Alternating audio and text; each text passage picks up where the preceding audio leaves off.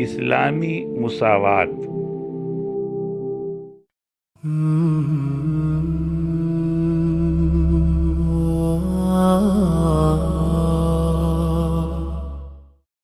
اعوذ باللہ من الشیطان الرجیم، بسم اللہ الرحمن الرحیم۔ سورہ صف آیت نمبر 9 کا مفہوم ہے، وہی تو ہے جس نے اپنا رسول ہدایت اور دین حق کے ساتھ بھیجا تاکہ اسے سب ادیان پر غالب کر دے، خواہ مشرکین کو ناگوار گزرے۔ حضرت محمد صلی اللہ علیہ وسلم سے تقریباً 1000 سال پہلے افلاطون نام کے ایک فلسفی نے ایک کتاب ریپبلک کے نام سے لکھی۔ اس کتاب میں اس نے انسانی مساوات پر قائم ایک ریاست کا تصور پیش کیا تھا۔ یہ خوبصورت تصور تھا، لیکن اس پر عمل نہیں ہو سکا۔ حضرت محمد صلی اللہ علیہ وسلم نے جس دین کو وہ لے کر آئے، اگر اس کو قائم نہ کرتے تو اسلامی ریاست اور افلاطون کی خیالی ریاست میں کیا فرق رہ جاتا؟ آپ صلی اللہ علیہ وسلم نے اللہ کے دین کو نافذ کیا اور غالب کر کے دکھایا۔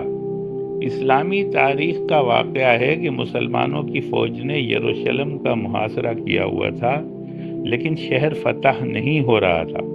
وہاں کے عیسائی راہبوں نے مسلمانوں سے کہا کہ ہماری کتابوں میں یروشلم فتح کرنے والے کی جو نشانیاں بتائی گئی ہیں وہ آپ لوگوں میں نظر نہیں آ رہی۔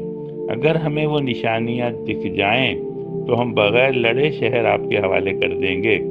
حضرت عمر رضی اللہ تعالیٰ عنہ اس وقت امیر المومنین کے منصب پر فائز تھے۔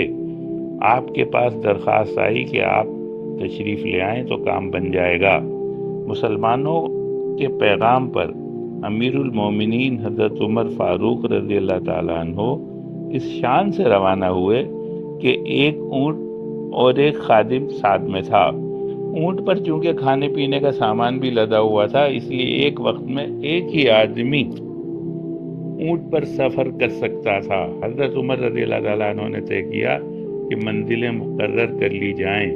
ایک منزل پر حضرت عمر رضی اللہ تعالیٰ عنہ اونٹ پر سوار ہوں اور خادم اونٹ کے آگے آگے چلے، اور اگلی منزل پر خادم اونٹ پر بیٹھے اور امیر المومنین اونٹ کے آگے آگے چلے۔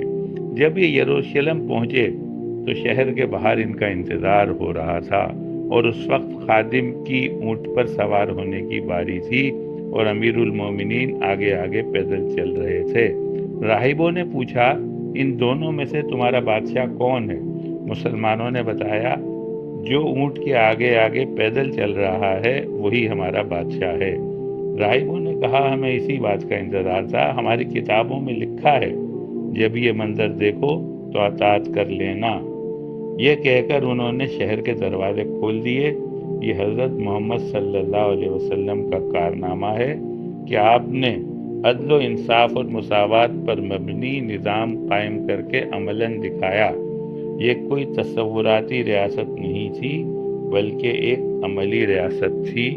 صدق اللہ العظیم۔